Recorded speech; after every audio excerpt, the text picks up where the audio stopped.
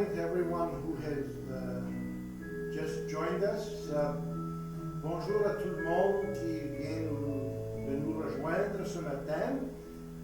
We will start in a couple of minutes. Nous allons commencer dans 2 minutes. Alors, s'il vous plaît, soyez-vous et soyez confortable. Please be comfortable, and we will start with the service very soon.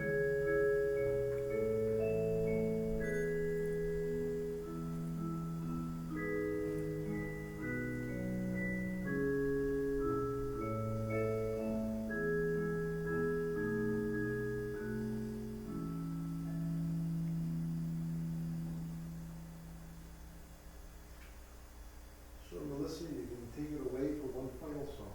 Thank you.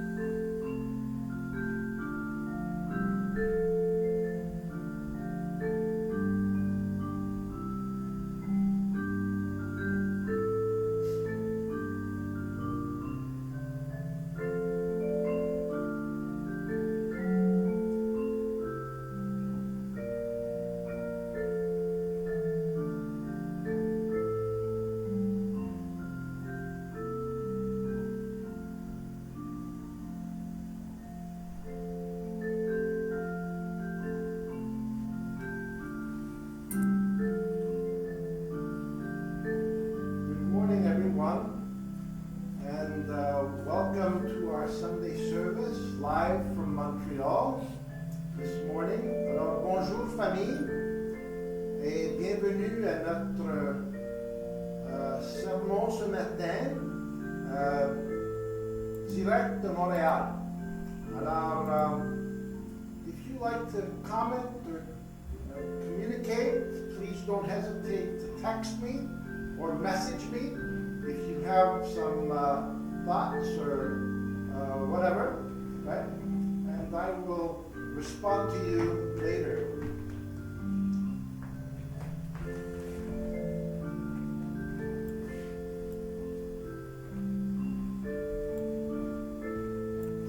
Thank you, Melissa, for the beautiful background music. We won't sing for you this morning. We'll go straight into the service. Maybe in the future, as we become more able, we will do all these other things as well.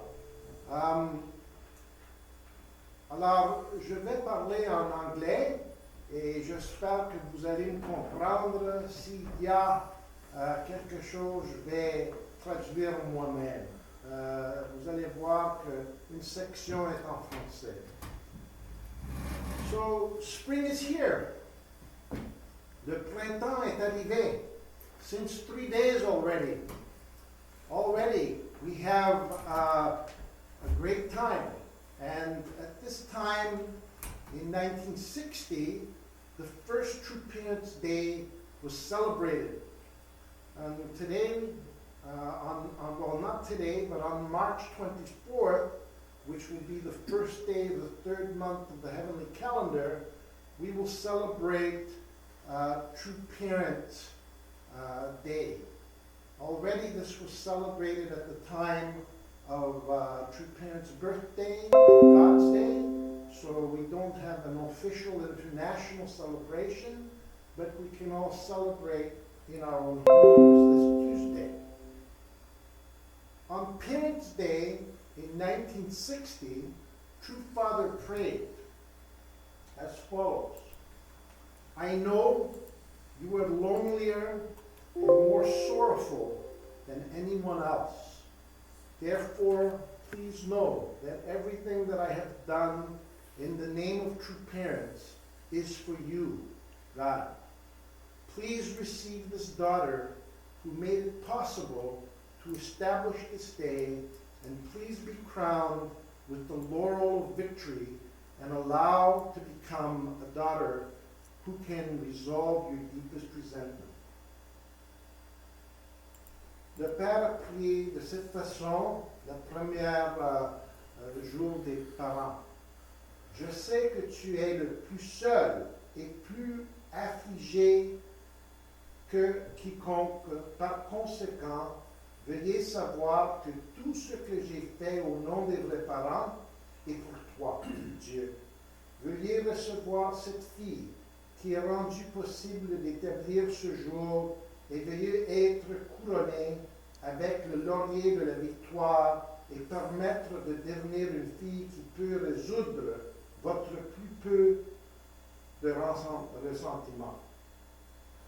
True Mother, just a few days later, at the Holy Wedding on April 11th of 1960, which was the 16th day of the third month, she said, no words can describe God's heart. I pledge to go forth in complete unity with everyone here in all aspects of the heart until the day God's will is fulfilled. Notre mère a dit ce jour-là, le 11 avril 1960, le jour de la bénédiction des vrais parents.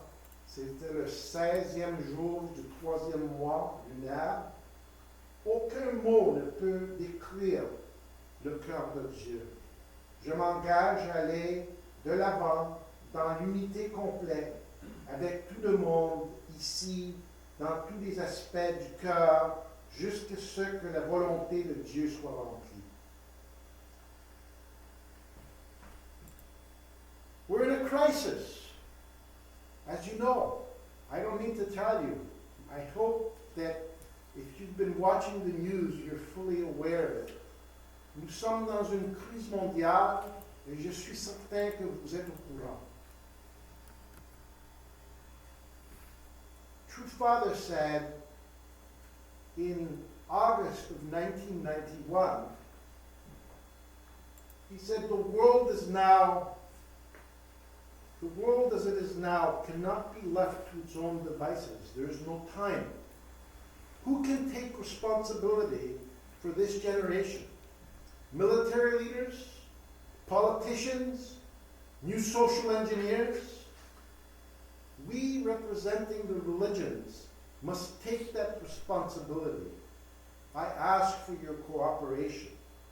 Notre Père a dit le 27 août 1991, pendant la conférence internationale de l'Assemblée religieuse en Corée, il a dit, le monde tel qu'il est maintenant ne peut pas être laissé à ses propres appareils. Il n'y a pas le temps. Qui peut être responsable de cette génération? Des leaders militaires, des politiciens, nouveaux ingénieurs sociaux? Nous représentons des religions. Nous qui représentons les religions, devons prendre cette responsabilité. je demande votre coopération. You know, it's spring, and it should be a time of hope and expectation. Also, you should know that exactly 8 years ago today, the Chongqing Peace Center was inaugurated. And 6 months later, less than 6 months later, True Father Sungwa was held in that very same place. And as I said, many people are hopeful in spring, and I want to assure you that we are living in a time of hope, and the future is bright. If you want to see it negatively, there's always a negative perspective. But I want to take the position that the glass is half full and not half empty. This is my philosophy of life. If I think of life as being a glass half full, you can be sure that it won't be a hopeful time. Right? So we're facing the greatest crisis. We're facing the greatest crisis in the history of humankind, probably in our generation. You know, it's not since the Second World War that the world has been faced with a crisis of this proportion. And never has the world seen anything like this.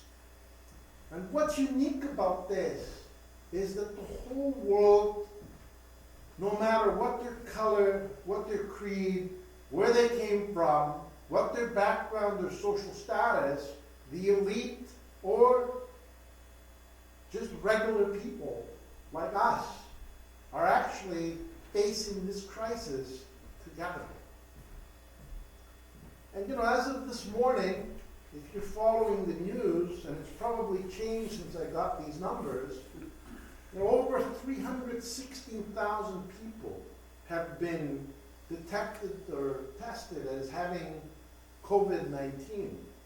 And over 13,600 deaths have occurred around the world, mostly in China, in Europe, and increasingly in North America. Most of these deaths, you know, this has become a major issue. And in the United States, just as of a few minutes ago, we have 27,000 cases and 348 deaths. And here in Canada, 1,330 cases and only 20 deaths so far. But there will be more, there's no doubt. And the pattern shows that many more in the weeks to come, and some medical researchers say everyone will get it. Everyone will get it in some way, shape, or form. And as you know from tests already done, people with preconditions or weak immune system are the most vulnerable. So therefore, you know, we ask our younger people to stay away from those that are older at this time, because they're the most vulnerable. They're the most vulnerable. So, in times like this, we need to reflect. In fact, we have more time now to reflect, to pray, to think about the most important questions in life. I'm sure now people are asking themselves, why are we here? What's the purpose of my life? What happens when I die? I'm sure all over the world, no matter what their background, people are asking these simple but most important questions. And some people are asking, why now? Why are we experiencing this situation now? You know, I've had numerous calls, and yesterday I spent most of my day on the phone talking to most of the members in our district. And if I haven't spoken with you yet, I will. I can tell you, most of our members are fine. Most of them are positive. Most of them are in a good situation. I was most concerned about some of our new immigrant families who have come from different parts of the world. And all of them told me, I'm okay, I'm working, we're doing what we can. And one is a baker, one works in a hospital, and so forth. And I thought to myself how God has a way to take care of even those that have very little support or background in this country. So, nothing happens without a reason. There's an effect, there has to be a cause. And there are external reasons, and there are internal reasons. What's the external reason? Well, we can rationalize. There's a virus. Some people in authority were not transparent and did not warn the world that this was spreading early enough. We can blame somebody. We can blame one country. We can blame one people. We can blame the leaders of our society, right? Easy to do. And the reaction of the world outside of China was not as quick as it could have been. People have known about this for some time. But there's also a massive economic crisis like we've never seen since the war. The war happened before I was born, between 75 and 80 years ago. At that time, especially Europe and Asia were shut down by a massive crisis. And people on different sides of this battle were against each other and therefore caused a crisis, which caused a lot of destruction. Cities were devastated and destroyed. In Europe and in Asia, completely destroyed. But this time the situation is different. Actually, we're all fighting a common issue. We're all dealing with a common issue. Now, some of you may ask, one of our brothers wrote to us on our mailing list yesterday. If you don't speak French, please use Google Translate because you'll be able to understand what he said. That this crisis just happens within the time of probably the greatest event in providential history, a few days in February, right? We had the 100th anniversary of our true father's birth. We celebrated the true parents' 60th anniversary since they were blessed in 1960. We also had 120 current and former heads of state and government who participated and took a picture under the picture of true parents. Can you imagine? In our wildest dreams, we would never have imagined that such a thing were possible. And then in the midst of this, we have 3,000 global participants. And maybe 10 to 20,000 locals participated in this event. And it was a massive celebration. And we were worried because we had just heard of COVID-19 while we were preparing for that, and some people indeed canceled. And out of all those people, only 4 got sick while they were there. And they were tested, but they were not found to have COVID-19. So, what's going on? Suddenly, the world is shut down. Our true mother is in Korea, and she's advised us to really take the situation seriously. Don't have gatherings, follow the rules of your country, and we are of that mind to follow the rules of our countries and to actually do what's right at this time. So I'd like to look at at some external issues and also some internal ones. There are many news sources, did you notice, that provide information. And most are partisan. Most emphasize a particular view. Corporate media is rarely compassionate and noble. You may have noticed that. We're, a good example was a movement that has suffered at the hands of the media. We're not that sympathetic to them. And the media rarely reflects the fact that most people are good and live well together, and they're oriented toward being kind to one another. One of my good friends wrote an article, in fact he wrote 2 articles recently, Dr. Kaufman, about this issue. And I'll quote him here, he said, in our day-to-day lives, among each other, even with people who are wildly different from us, we naturally live peacefully. And in a gentle weave of common life together.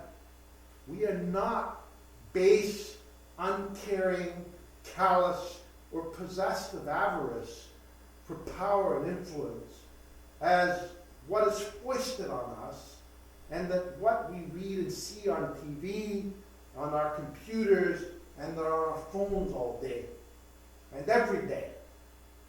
Most people actually try to be hospitable.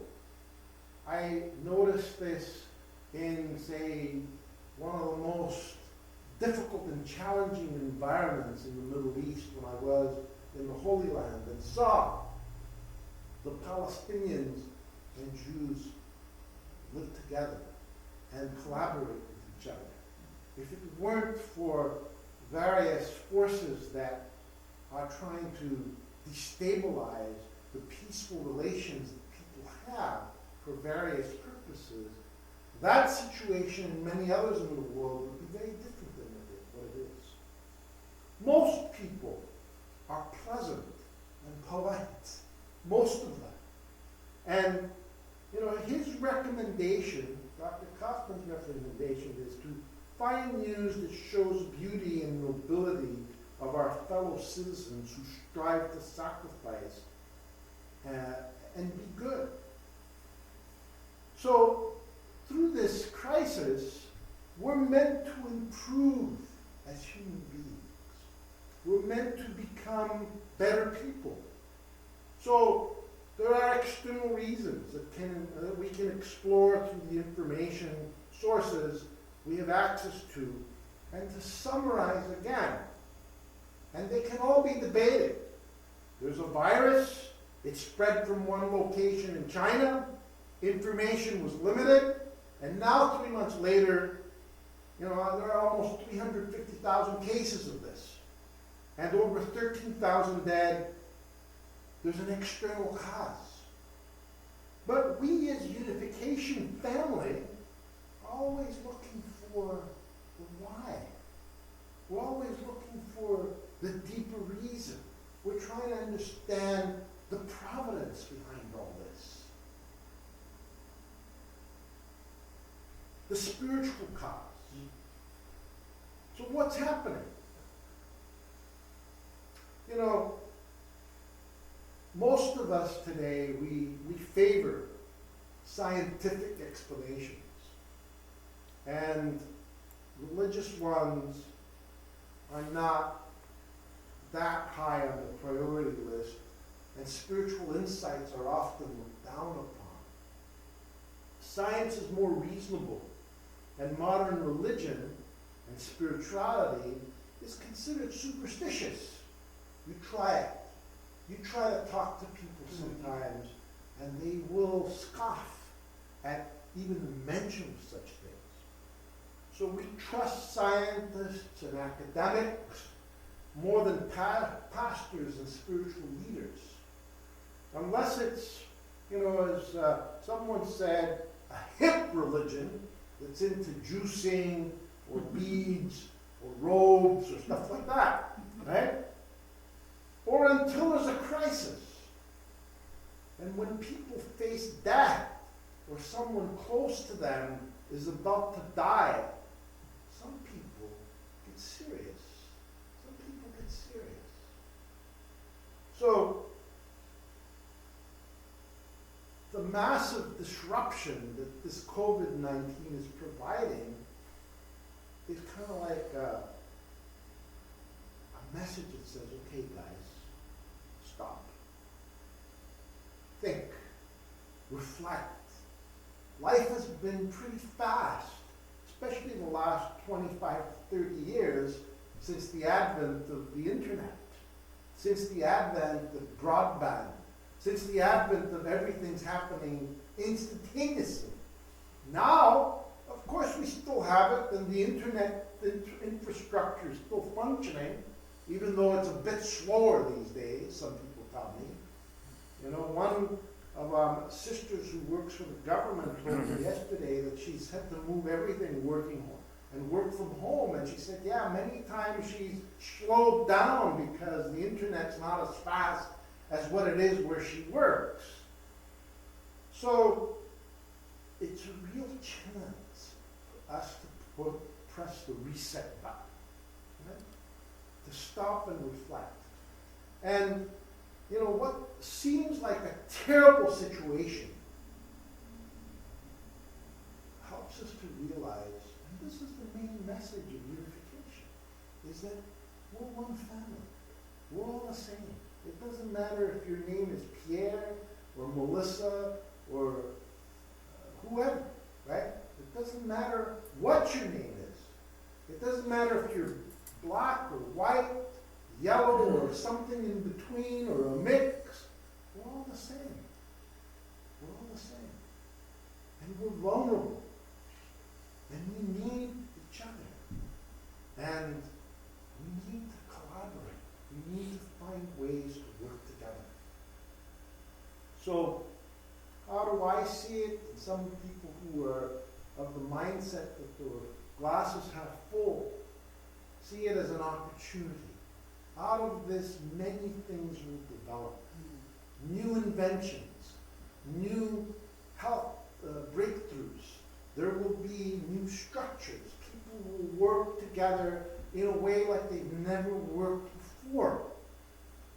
And, you know, if this is an opportunity to bring us to a time where we can live together better than we are living well, now, you know, in French we have le vivre ensemble. We've heard about that. This is a push in that direction. Okay? This is a push to live better, to live well together. And I have the following thoughts for you in conclusion. It's not a coincidence that this happens 100 years after Father's birth.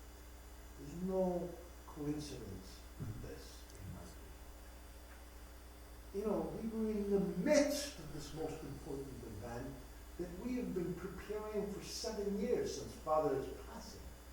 And it happens just then. It could have been canceled if it had, you know, if Drew Parent's birthday this year had fallen a few weeks later because of the heavenly calendar always shifting, we would have had to cancel.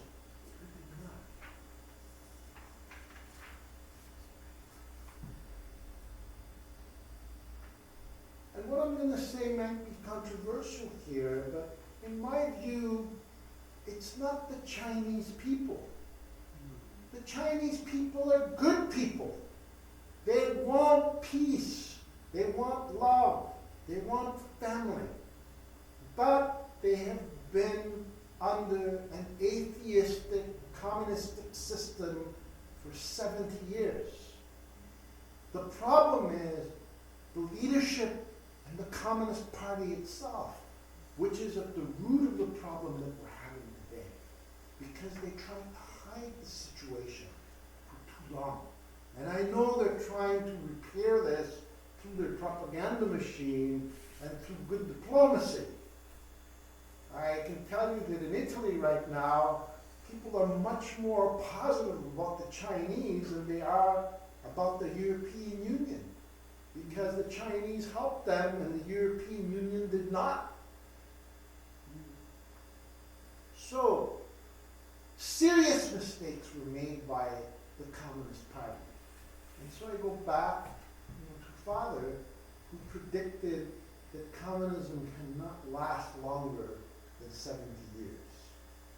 Back in the 70s, I first heard about this and I thought, he's dreaming.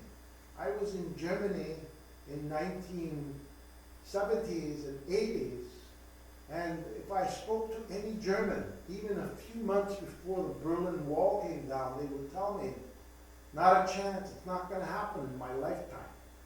But in November of 1989, the Berlin Wall fell, and in 1991, the Soviet Empire fell because it collapsed just a little more than 70 years after it was established.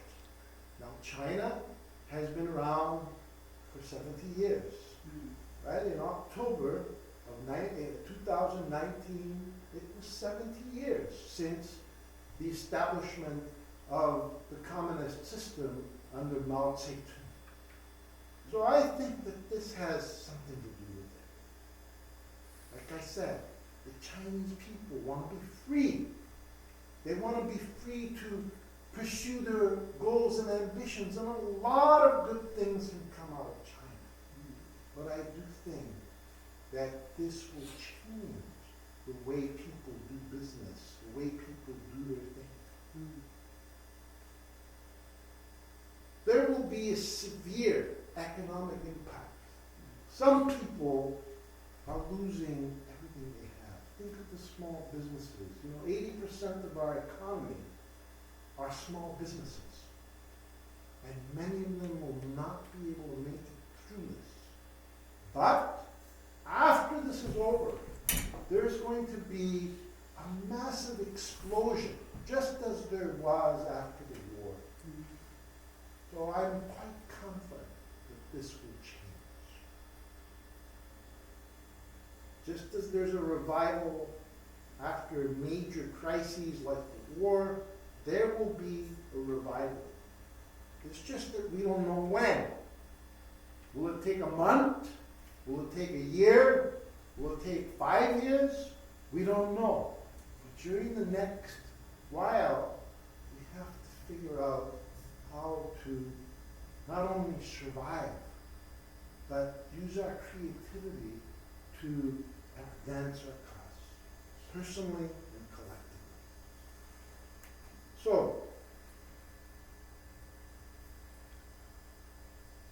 what can we do? What can we do? Pray.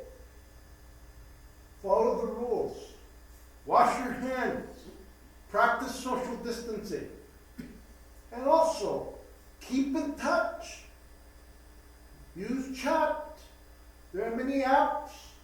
WhatsApp, Kakao Talk, Line, FaceTime. I use them all. Depends on who I'm relating to, right? My Korean friends, it's Kakao Talk. My Japanese friends, it's Line. Europeans and Africans, it's WhatsApp, right? And some people who have iPhones, it's FaceTime and iMessages. Communicate. You can contact your family. You can contact your relatives. You can contact your friends. You can contact people that you're in touch with. Just don't go and see them. Don't invite them over for coffee.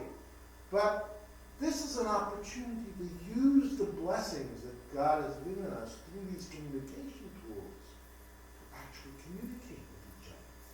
We can share love and we can share truth.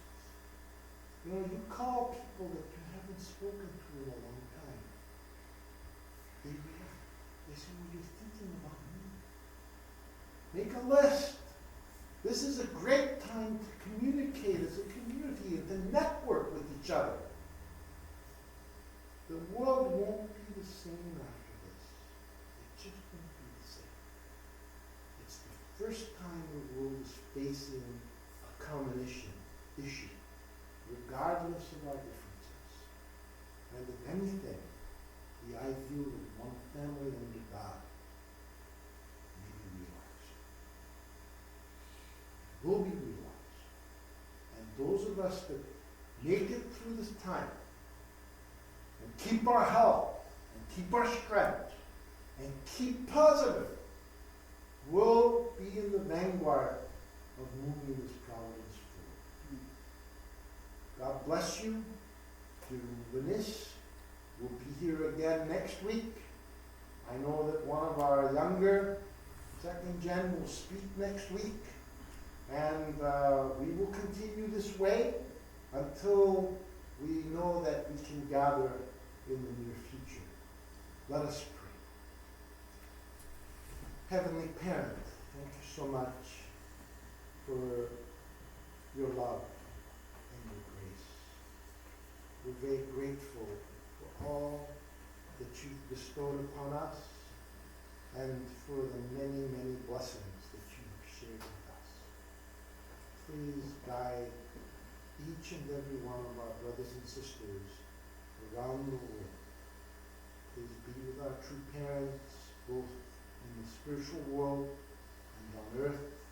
And I pray that you will guide our mother as she looks to ways to solve this issue and guide us through this time. I pray especially for our brothers and sisters in Korea, in Japan, in the United States, in Europe and the Middle East, in the Asia-Pacific area, in Africa, in Latin America and the Caribbean, and here in Canada, from sea to sea to sea. May we all be one in spirit. May we all be one in heart. And may we all strive to care for each other and consider each other and love one another like we have never loved each other before. May you guide those who are seeking solutions and those who are dealing with this situation on the front line, the doctors, the medical practitioners, those that serve others in these circumstances. May you bless them, and may you grant everyone who is facing eternity with the peace of mind, with the strength to know that you exist and that your hope is that each one will be in love with you. I pray for your blessing on this day, and I pray that you will be with each one this coming week. And this I pray in the name of each blessed central family, and in my name, Franco and Chizuru Famularo, a blessed central family. Thank you, everyone. God bless you, and have a great week. Thank you. Thank you.